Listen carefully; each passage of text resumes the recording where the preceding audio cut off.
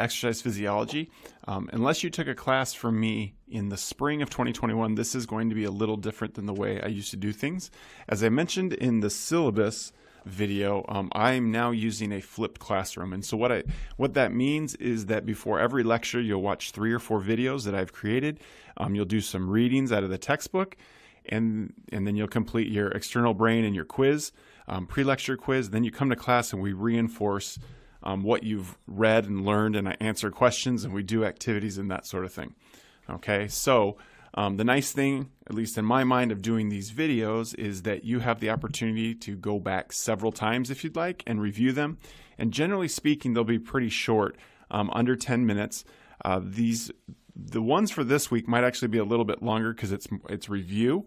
And so instead of making a lot of really short ones, I just made a couple of I will be making a couple of longer ones. So at the beginning of each of these videos, we're going to have learning topics and outcomes. So I have objectives. And remember, my exam questions come straight from these objectives.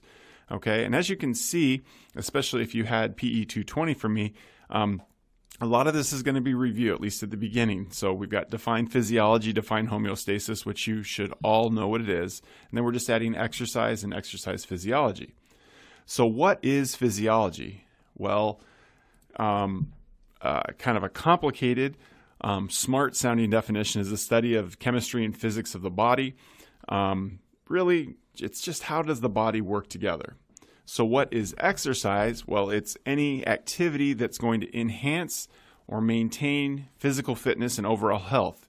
And when it comes to exercise, you have to remember it's an intentional activity. So later today, because I was too lazy to get up this morning, but later today when I go home this evening after the sun goes down and it's not quite so gross, I'm going to go for a run. That would be exercise. That's something that I'm intentionally doing.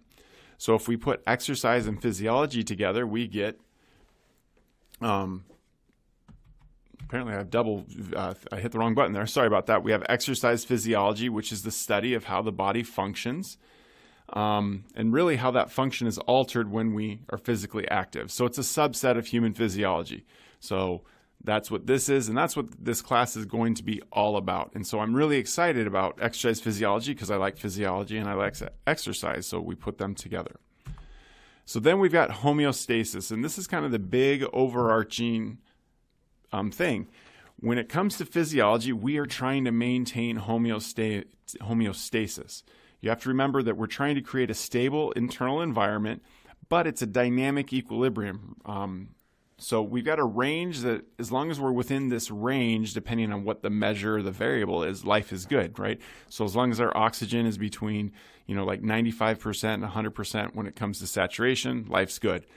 When it comes to body temperature, you're going to be 37 degrees Celsius plus or minus a couple tenths. You're going to be fine. Now, when we get outside of homeostasis, we're going to try and get back there through feedback loops. And exercise takes us out of homeostasis, and so we're trying to get back into homeostasis during exercise. And so we do this via feedback loops. And these are outcomes or objectives straight from 220, only we've got, we're adding exercise to this. So, right, you've got the during exercise right here. If my pen would work, there you go. Exercise, exercise, and exercise. Okay, and we're taking this into we're going to use the nervous system and the endocrine system when we talk about feedback loops. So let's just take an example with the nervous system.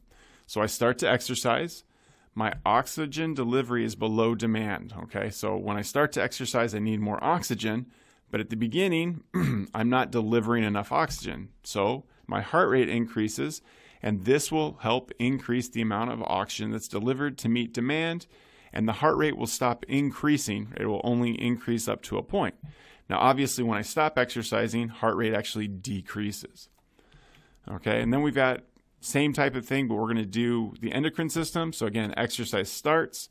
Blood glucose begins to decrease because I'm taking that glucose in. So I release, we release glucagon, which we'll talk about in week 3. And that increases my blood glucose to help maintain blood glucose. And then the last thing here is talking about positive feedback loops, right? So we actually have positive feedback loops that occur during, before exercise. And so what's going on with your heart rate prior to exercise? So you see all these swimmers there at some meet. What's actually going on with their heart rate at that moment? Well, as you're probably aware, it goes up. But at this moment, they don't need a high heart rate. Their oxygen demand has not changed.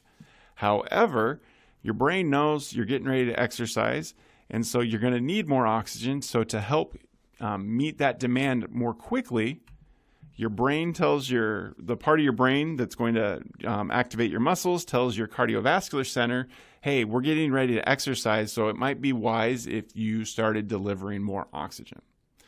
Okay, and so that is how we're going to end today.